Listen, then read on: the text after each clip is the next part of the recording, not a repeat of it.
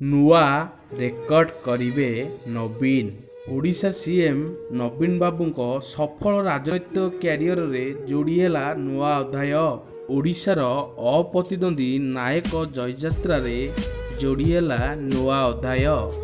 मुख्यमंत्री नवीन पट्टनायक थरे कि दुई थर नुहे पांच थर सीएम चौकी हासिल कर विरोधी को नाकेदम करी दीर्घ वर्ष है नहीं आसुंती नेतृत्व। विभिन्न प्रतिकूल परिस्थिति को पादरे एड़ाई दीर्घ 2 दशंधि है मुख्यमंत्री चौकी रे रहिछंती।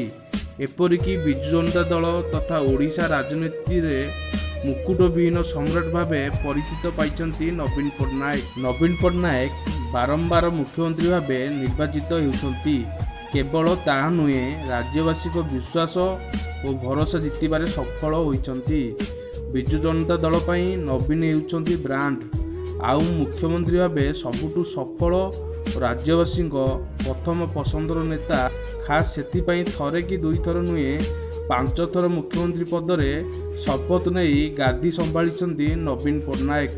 विगत 23 वर्ष है सीएम पदरे कार्यभार तुलाउछंती। जुलाई 22 तारिख से मुख्यमंत्री भावे आउ एक रेकर्डर अधिकारी होइछंती। Live business Odisha news.